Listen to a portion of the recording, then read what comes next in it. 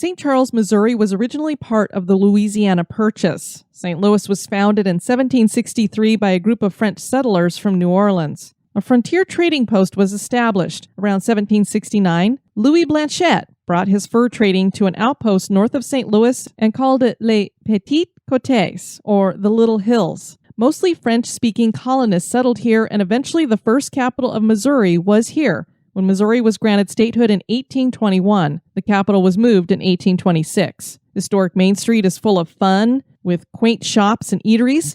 Most of the buildings are historic. St. Charles is the second oldest city in Missouri and one of the oldest in the country. It was a major stopover for the Lewis and Clark expedition. And it also was once a giant graveyard. We're down on old historic Main Street in St. Charles, Missouri. There's a lot of haunted stuff down here.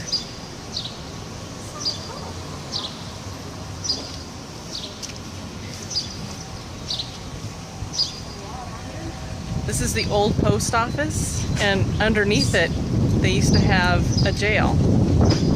And then behind it they built the gallows where they would hang people.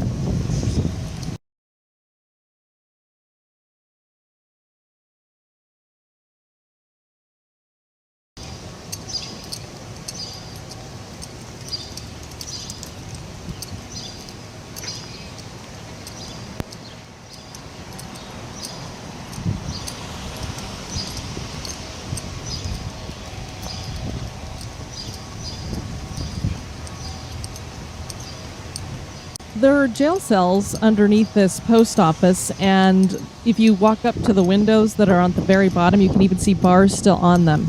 In the parking lot behind this post office is where they carried out their public executions, and as was the case at the time, there was a real party atmosphere to all of these. People would bring out the kids and their picnics, and it would be a grand affair.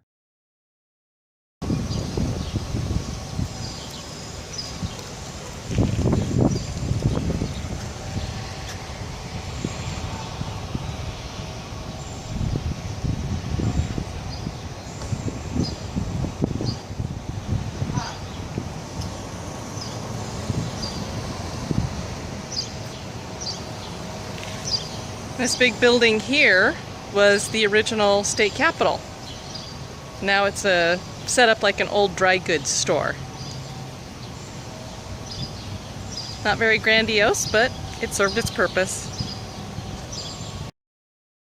Inside this building, it is believed that there were some holding cells there for runaway slaves. And that might be why there are tales about some ghostly occurrences here. There are some ruins behind this property, and on occasion, an unexplained mist is visible back near the inside of the wall that used to be one of the holding cells. Orbs have been seen, and there have been shadow figures here.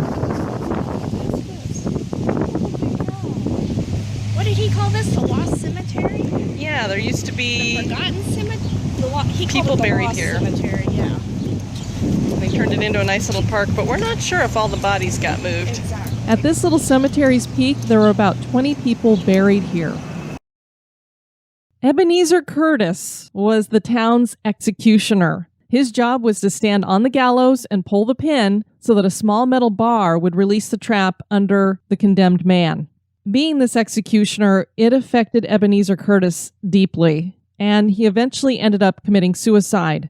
He shot himself in his apartment, but it seems that he flinched at the last second. He survived his head wound and managed to crawl down a back alleyway towards a gate, looking for help. His body was found the next morning against that gate here in this narrow walkway.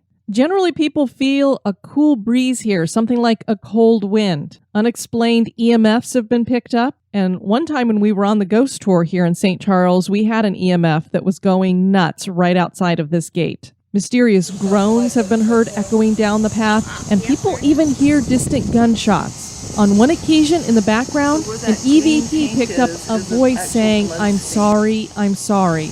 Batteries usually get drained around here as well. The blood stain that's here on the wall, they've never been able to get it to go away, so they've tried to paint over it to make it go away.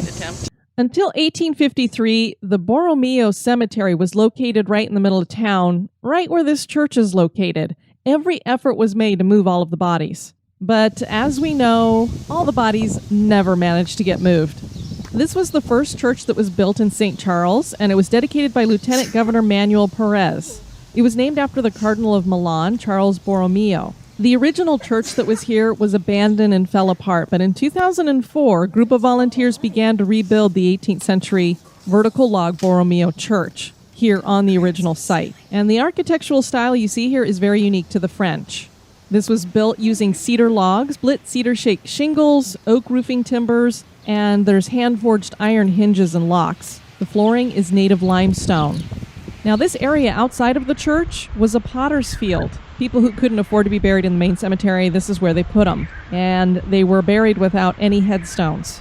In 1981, a retaining wall was being installed, this one right here, and they found bones while doing that had been in the potter's field. They dug them up, but they didn't know what were they going to do with them. So they called in the St. Charles Borromeo parish officials, and they said, why don't we just bury him here again? So those bodies are buried here underneath those bushes. This church and the little graveyard are said to be haunted, and one of the people who makes an appearance here is Our Lady in White. It is believed that she was buried here, and the reason why she's in white is because she was buried in her wedding dress. People have reported that while standing on the sidewalk near the entrance to this area looking up the hill, they have seen a woman in a long white dress standing quietly, maybe even praying. She's been seen standing in front of the reconstructed church, and she's generally seen around sunset and fades away as the light fades away.